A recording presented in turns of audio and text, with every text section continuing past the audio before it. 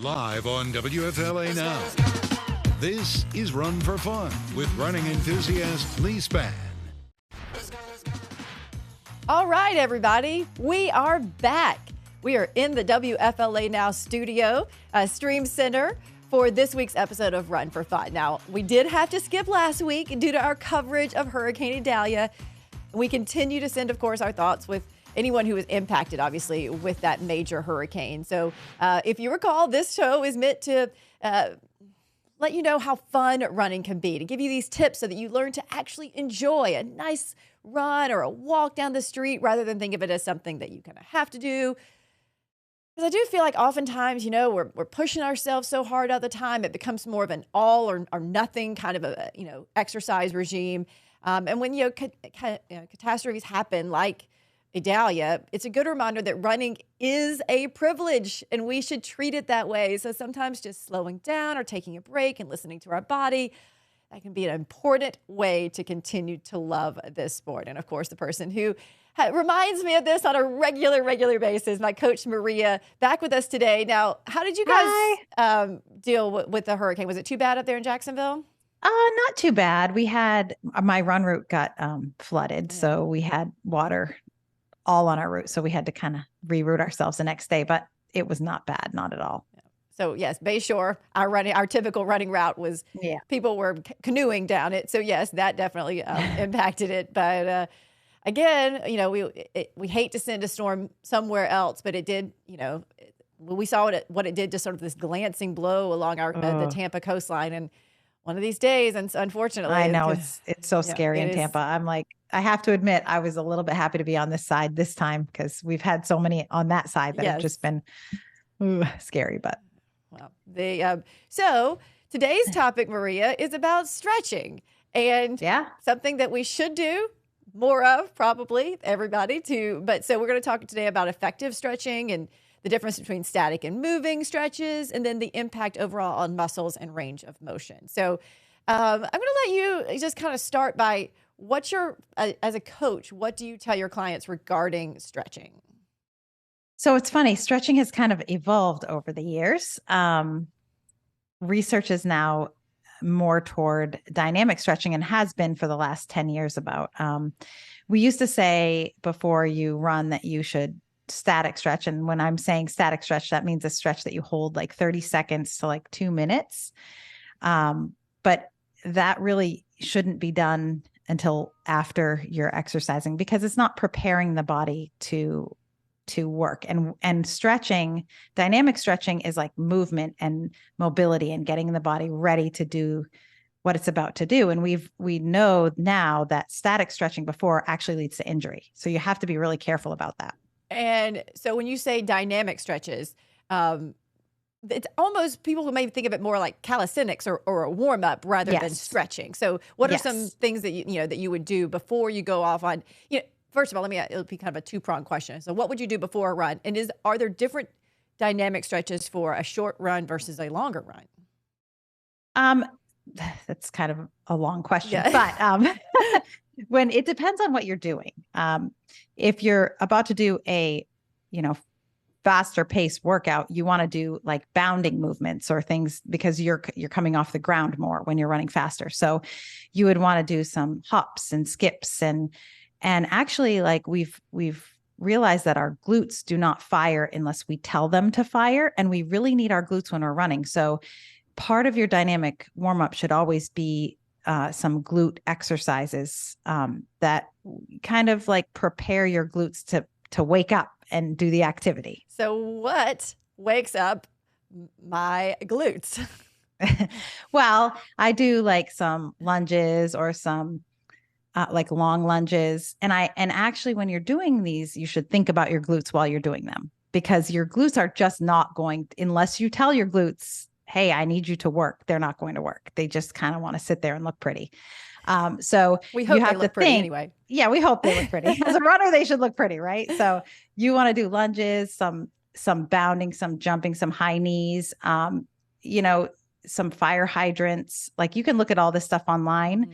Mm-hmm. There's some really good, warm up exercises that you can find online now. That's, good good, proper way to do it. But just this static stretching, which you're showing static stretching in here is just not what you want to do beforehand. Now, it's a great thing to do at night before you go to bed, because really the biggest part about stretching is it's supposed to increase mobility. We want to increase your range of motion, right? So if your range of motion is not good, you can't follow through on your stride, and your stride will suffer. So you really want to have good mobility. If you already have good mobility, then you don't need to do as much of it. If you are finding yourself stiff all the time, then you probably should. If you're injured all the time, you really should. And so, is it something that you can just do because it feels good afterwards, or any time in the day other than the immediate right before you have, you go for a run? I mean, is stretching just good for your body? I mean, it depends on the person. It definitely depends on the person. Stretching, if you're over mobile, like if you have joints that are very, very loose, can actually be bad for you. So it depends on the person. Most people that are running are tight because we run a lot of miles. So if you're tight, then you definitely want to stretch afterward and make sure that you keep that mobility going. And I know you mentioned to me how important the range of motion is. So if you are doing the same repetitive motion like a run, eventually, your muscles kind of they do feel so much tighter, even though you think, well, I'm stretching them, I'm running so much. Why does it feel so tight? Your muscles get used to working in one way all the time, and we're going forward all the time, right? So we don't do a lot of side to side stuff. So our side to side muscles get very weak, right? So we want to make sure that we can keep all of our range of motion, because that's when we get injured, when things are off balance. So we want to make sure that we keep things balanced. A lot of times your brain, like when it gets tired, it will stop, it will send signals off to certain muscles if you're not using them. So we want to make sure that we don't lose those pathways in our brain for our muscles to work. And, what would be a good, for lack of a better word, regime for stretching? So we know that it's not necessarily your classic static stretches before, but so, you do some, some calisthenics, you do some jumps, you do some skips, you do some high knees, you butt kickers, things like that beforehand. Then you go for your walk or your run. So what would then your stretching regime look like after you finish that run? Then that's when you would do the static stretching. The way I do it with my clients is I usually start with a jog. Or a walk or a jog, nice and easy, 5 to 10 minutes. And then we do high knees, butt kicks before the meat of your workout, right? Because you don't want to just get out there and start jumping either. Like your body needs to prepare for what it's about to do. So, and if you haven't warmed up, it would be a good way to start with something lighter, like a walking quad stretch, or, something where you're walking and moving and not just start off jumping. That's not a good idea because that can lead to injury as well. But usually I have you warm up with a walk or a run, 5 to 10 minutes. And then we do some high knees, some butt kicks. And then after practice, and I don't even say right after practice a lot, because like at track practice, sometimes I think it's more important to get food in. So like go home, eat your dinner. And then when you get home before bed, do some light stretching, hold a stretch for 30 seconds, and you'll know the areas that you need to work on because they'll feel yucky. Mm-hmm. And, I even think like foam rolling is better than stretching. So like a lot of times it definitely hurts more. It's not quite as fun, but it just keeps those muscles supple, like we don't want to do anything that's going to, make those muscles feel really tight and not able to use their full range of motion, really. And when someone, let's say we are not doing those dynamic stretches to begin with, we're not keeping those muscles supple afterwards, what can happen to a runner over time, or a walker, or someone who's doing anybody doing, I guess, more of a repetitive motion? What can happen to them over time if they don't do that? I mean, how tough is it on them? Well, as we get older, we lose it. So that's kind of, something we need to think about. If you don't use it, you lose it. So that's one thing.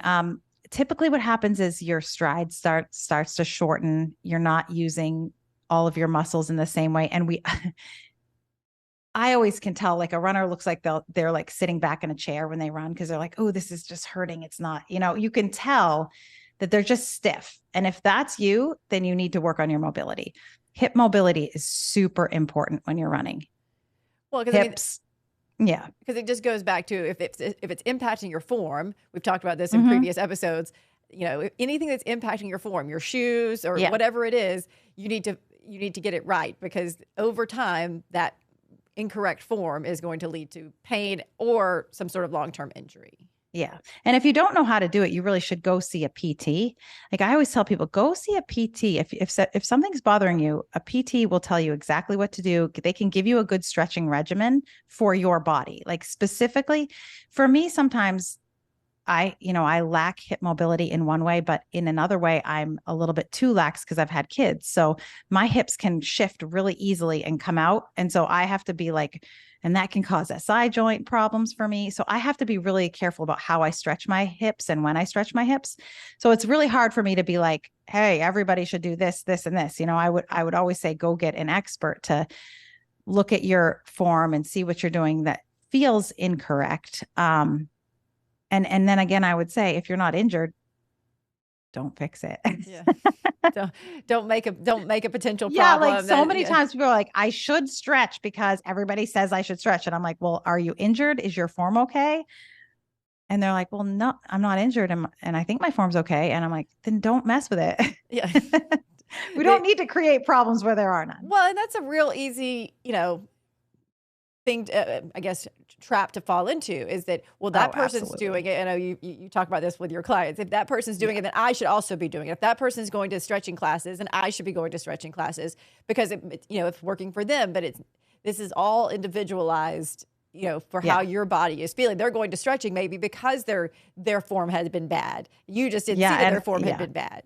And I would even encourage, like, I did a video about this for my runners a couple of weeks ago, that be careful as an experienced runner telling somebody else what they should or shouldn't do, because something that you should do might not be something that somebody else should do. And everybody's so different. And even if it worked for you, even with shoes, we talk about the shoes a lot. Like, just because a shoe worked for Leigh doesn't mean it's going to work for me. So you got to be really careful about who you tell what to. So, and that's where, if we have brought on, people from local running stores, those are the people who you go to find out about the shoes. So absolutely. So it's good to know that there is somebody that you can set up an appointment with, a physical therapist who might be able to say, okay, your hips look like this. A good stretch for you would be this, which is not something that like your buddy runner is going to be able to tell you. Yeah, for sure. And I've had people correct other people's form, and I'm like, oh my gosh, I can't tell you how many times where I'm like, oh, why are you running weird? Oh, well, somebody told me I should be up on my feet, on the front of my feet more. I'm like, oh, no, like you were running fine before. Or another one I get a lot is, you should be breathing differently. You should make sure that you're breathing only through your nose on your easy runs, like 100% of the time. Like, oh, no. That's just an exercise we use to make sure we're running, but you shouldn't do it every time. So it's the same thing with stretching. You just have to be really careful about what works for you and what works for somebody else, and make sure you're talking to an expert about it. Yeah. I mean, and doing your stretching correctly. Yeah.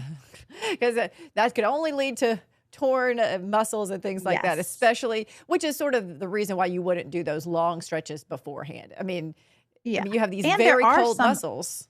Yeah. And there's some injuries that you shouldn't stretch through either. Like, typically when I stretch, it's because I have some kind of piriformis issue. And that's probably from lack of stretching my piriformis. And that's a little muscle in your butt that gets really tight when you're running a lot of miles. You should stretch that if it starts to bother you. But like a hamstring injury, you can do damage to your hamstring even more if you stretch it, if you overstretch it when it's injured. So like, if you have any kind of hamstring issue, be careful with your static stretching. And, there's things that, even dynamic warm-ups, if things are bothering you, there's sometimes people have knee issues, and I don't want them to do like the side to side dynamic, warm-ups, or, if you have really bad knee problems, we have to be careful about a lot of different stretches that we do. So you just got to be really careful about when and how to do stretching. So that would lead someone to say, okay, well, how do I know when it is that my hamstring is tight and when it is injured? Because if it's tight, you would think, oh, I need to just stretch this out. But was it when it goes from being tight to pain? Is that sort of where you go, okay? I would say if your hamstring is tight, it's probably, I would foam roll it.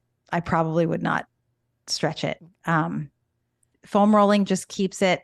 If it's tight, it could be many different things, but typically if it's tight, you got to be careful because you don't want to do anything that's going to make it, get a strain. And it certainly is. Hamstrings are very common for strains. Yeah, that's what I was about to say. It is certainly very common that, you have some sort of hamstring issue. And so going on with that, you usually tell us if we have any issues to back off on any sort of speed, first of all. Yeah. Just let it with heal. The hamstring. Yeah. Yeah. With the hamstring, you got to worry about speed and hills. And so that, like, with all of those injuries, there are definite times where I've had to stretch. But I myself don't stretch every day. Like, I'm going to be honest. I just don't. But if that's not, but if it's not, it goes back to that's where you are and you're running, and someone else might need to do it more. Some people may need to do it less. And it could be, there could become a time in my life where I have to do it more. When I get older, as I get older, I might lose that mobility. Right now, I'm not running a ton of miles. So if I'm not running a ton of miles, I'm not quite as tight. If I go back to running 50 or 60 miles a week or start training for a marathon, I am going to have to incorporate stretching. The more you do something, the more you need to work on it, right? There's more other things like the nutrition. And that's why people get overwhelmed so quickly. Like, wait, now I got to stretch. Now I don't have time for this. Yes.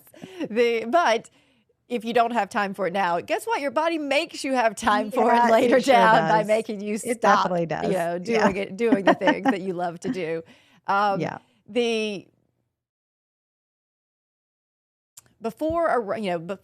Let's say someone who is just kind of starting out, 2-3 miles, at a time. They're not running the 10 or 15. They're not training for a marathon. Is the dynamic stretching a necessity, or can they just go really slow for that first mile? Or do you say it's always better to do it? I mean, the good part about doing the dynamic warm up is that it helps you warm up faster, so you don't have as much of that slog through. Is it necessary if you're only running, 20 to 30 minutes? No, it's not. Yeah. I think it's really important to do, the more we're asking our body to do, the more we need to take care of it. So if you are asking your body to run very hard on certain days, then your recovery practices have to be better. And part of that is stretching. So if you're just, again, we're talking about the recreational runner, you're just doing it every other day or whatever, then you don't need to do it as much. If you're lifting weights, it's even more important to stretch because you're tightening those muscles even more. And sure, it's really, really important. It's very important to lift weights, but then again, you're asking your body to do one more thing, right? So, and those muscles are going to be tight. Yes. Is there, as a runner, we're using mostly lower body. Is there anything we should be doing with arms before, after, or during? Yeah. Arm swings, arm stretches, those are good. There's a couple of reasons why I give certain stretches to people, especially upper body. It's more form related. So if I say to a client, you're leaning forward too much, your shoulders are coming forward too much, they overthink it and then they start running like back. They're like, and I'm like, oh man, well, we overthink things. That's just shocking. Yes, we overthink everything. So I use stretching, and I probably shouldn't say this publicly because there goes my little trick, but I will give somebody a stretch to do when I want to correct that without telling them to correct it, so they don't overthink it. So I'll be like, hey, maybe you should roll your shoulders back a little bit more when you're running, like before, do a couple shoulder rolls back, or like do some arm swings to open up the chest because you're caving forward. Because a lot of times we cave forward when we're running and we get tired. And you always want your shoulders to be back and your chest to be high so you can breathe better. So sometimes I'll be like, hey, I would like you to do some arm swings before practice, or I would like you to do some arm rolls and open up that chest a little bit more. Because that's something. Or sometimes I'll give them cues on the track, like, hey, picture yourself with something here that's pulling you forward when you're running, and that will open that up a little bit more. But I try not to like give everybody the same upper body stuff because not everybody needs it. Yeah, because it's certainly something that would be back of mind if you're just running. It's like, well, I'm going to stretch my legs, I'm going to stretch my calves and my, all these things. But running is a full body activity. It's just a little less on the, just got to make sure that if you're tight up here, you also need to stretch those out or get those warmed up. Yes, that could, and it happens very often when we're tired. Yes. We cave forward, or if we're stressed. Like a lot of times, if we're stressed about a pace you have to hit on the track, I'll watch people be like, "Oh, I'm going to run with my up here," and I'm like, "No, get those down." So now I'm like sitting here forcing I'm like, oh, I know. How's my posture look now? It is important to have good posture. Oh yes. So would you recommend? I know there's like businesses that do stretches, like they will actually stretch you. Do you think that is good, or do you think that might push you too far, or do you think that those people know what they're doing enough that, it's sort of like a session with someone who's pulling your legs and pulling your arms and things like that? Yeah. I have a great massage therapist that actually does stretch me. She's in Tampa. She's in Trinity. We should have her on actually. Okay, she's very good. She will stretch me like after a massage when I have my massage, and then she'll go through, I'll say, "Oh, this is bothering me." It's usually when something's bothering me, she stretches me, and she's very good. And it is kind of nice to have somebody stretch you because they can stretch you a little further than you can stretch yourself. The elite athletes always have people stretching them. We don't have that luxury. So we're not getting paid for this. We are paying for it. Yeah, no, but that's a great time to stretch because your muscles are warmed up from the massage, and they're, ready to be stretched. Like if you stretch a cold muscle, you're in big trouble. Don't stretch cold muscles. That's a very bad idea. So, and then we talked about things like yoga. Yoga is great. It's great stretching practices. It keeps everything open and very good. But again, you don't want to do yoga on cold muscles either. So, you got to be careful about that. Any other parting thoughts on stretching? Because it is, it can be, it's so individualized. I know you're trying not to give to tell everybody exactly what to do. So, but what are some parting thoughts that you have just before we get to the coach's drill about? Well, I guess we could do the coach's drill. That would be your parting thing. Well, if you're going to do any stretching, start with dynamic stretching. Start with a dynamic warm up. Go online. If it were me, I would go online and I would Google dynamic warm-ups for running. And there's a ton of elite athletes that will actually give you their dynamic warm-up. And there's been a couple that I've actually followed, when I was working on my glutes and, trying to get them to fire a little bit more, because most of us have a tendency to not use our glutes because we sit so much. And they're really big muscles. We could really use them. Yes. And we sit way too much. So they don't know what to do while we're sitting. So I would just be sure that, actually that's where I would start. I would start with a glute dynamic warm up before you run. And then once you get really comfortable doing that, because it's not going to help you if you just do it once in a while. Like anything else, you got to keep doing it. After that, if you wanted to start with some stretching, like at night before you go to bed, look up a hip stretching, like static stretching for the hip. And there's a bunch of hip stretches that are very good, because those are the two things that we struggle with the most as runners. It's glutes and hips. So I would start there. That will keep you pretty busy for quite a while. Yeah. And it starts with learning first and then doing, right? So that will transition us right into the coach's drill. So for this is your first time listening or watching, Maria has a lot of thoughts on things. And so we have decided to give her an open platform where she has 1 minute to tell us how she feels about a certain topic. So today's is about static stretches in general. Let's go. All right. First of all, before I say this, I'm going to, sorry, coaches out there. I don't stretch.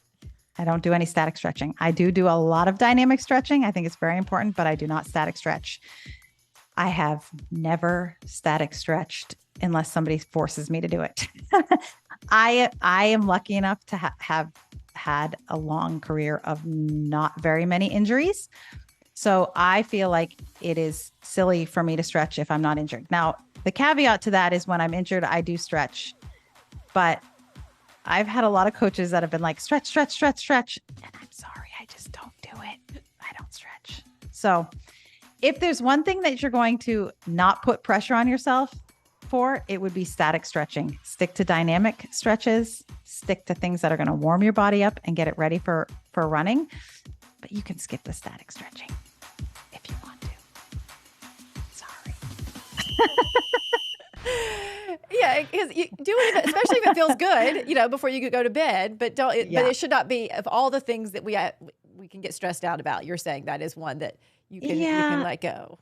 Yeah, and the thing is, like, our bodies are amazing. They're amazing, and we adapt to whatever we're doing, right? So part of the reason why our body is adapting to running is because we're doing it every day. You know that, what is it? The 10,000 hour rule. If you do it for 10,000 hours, you become an expert. Well, your body becomes an expert at doing that activity efficiently. So there are some things that you don't want to mess with. You know what I mean? If your body's doing it and it's not injured, don't mess with it. Just let it go. So many times people try to change their form or add stretching and it makes everything, it just messes everything up. So we're starting to get a couple of comments. Especially we're starting to get if you're older. Oh yeah. Yes, it does starting to get a couple of comments on Facebook.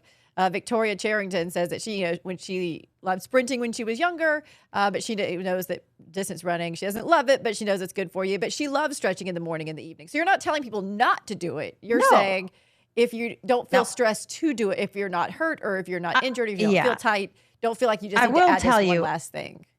I probably wouldn't stretch in the morning. Okay. Static stretching. I would not static stretch in the morning because you're waking up, you're like stiff. Unless there are some things like, I'm going to get in so much trouble because of course there's always caveats to everything. But like if you have plantar fasciitis, when you wake up in the morning, you should stretch your feet first thing. Well, that's what you should do. After you scream in pain, after stepping on the ground. After you scream in pain. Because we call it plantar fascia tightness. That's what we call it at the running shoe store. So that means your calves are tight. That means your feet, your plantar is tight. So you do need to stretch those and you do need to stretch your calves. I would still argue that foam rolling is probably better for the calf, but that's the thing. I can always find a million other things that are better than stretching. Yeah. You see what I'm saying? Static stretching. The dynamic stuff is really important and you should definitely do that before you run. When you wake up in the morning, like stretching your hamstrings, static stretching, or stretching your quads, static stretching is not a good idea. Your body is not awake yet. Your muscles are not awake yet, and they need to warm up before they're able to do that well. So that would be my only thing. David Angelo says that he loves running, and these tips about correct stretches are very informative, and that he likes this very much. So that's great. Aww. And we're going. I mean, this is why we did this. We knew there wasn't going to be a huge audience, but boy, if we can help somebody love running just a little bit more. I mean, it gets such a, in our first couple of episodes, we talked about the fact that running gets such a bad rap. Like people think that it's bad and that it's not fun. And so I'm like, well, I'm just going to name a show Run for Fun. And we're going to talk about how to make it fun. Well, and it's funny. I still when I go stand at the start line of a race, I still see so many people static stretching. Yeah. Like I see like so many people. So part of the reason why I wanted to do the show with you is because I'm like, there's just a lot of people that just don't know. Right. They don't know that, hey, and I want to tap them on the shoulder and be like, hey, do that after the race. Like, you want to jump with me right now? You want to do some high knees and some butt kicks? Like we can do that, but let's static stretch after we race. That's a good idea, but it's still like ingrained in us because that's what we see people do. We've seen people do it on the, on the tracks and, as kids, and PE teachers taught us to do it. So it's just we think that's what we do. But when we know better, we do better. That's what I always say. Well, and that's the thing. Research is always changing, right? Like it's always changing and we're getting smarter and smarter. So we also have to be willing to be like, I mean, I used to teach stretching. Yeah. Like back in the day, like, I was an aerobics instructor. We used to do stretching before we started, class. Now we do it after. Like we got to be able to say, hey, look, this is what the new research is saying. We gotta do better now. And that's why we're running for fun. Maria, so good to see you. Even though we had to skip last week. We missed you last week. I know. Glad we made it all through this hurricane. When we're just at the peak of hurricane season is September 10th. So let's hope that things are really. Yeah, September 10th is the peak. So we still have all the way through September, October, and into November. But when's the last day of hurricane season? November 30th. We typically don't have a whole lot in November, but we have had some before. And in October. In October, a lot, especially even late October, we've had some. Mm-hmm. So we will run until our running routes get flooded. And we have a special appreciation for you, Leigh. We really do. We appreciate all you do. Last week, I actually have now in my final surge account hurricane days, because people get all freaked out and I'm like, it's just too stressful. And it just, so I just say hurricane day free. Yep. I got a lot of rest for all the work. Yeah. I wanted to shout out Robbie Sturman. He says that running is awesome. He looks forward to the Gasparilla Distance Classic 15K. Great information about, let's see, but he has not run a full marathon yet. So always stretch, to be careful with the hamstring. So he ran cross country in high school, but just like we're saying, as we learn more, we do better. That's right. So thanks to everybody watching on Facebook and on our app. And Maria, we will do this again next Tuesday. See you next week, Leigh. And you may be back in our studio with us. That's exciting. I will be next week. All right. I'm Have excited. a good one. All right. Bye.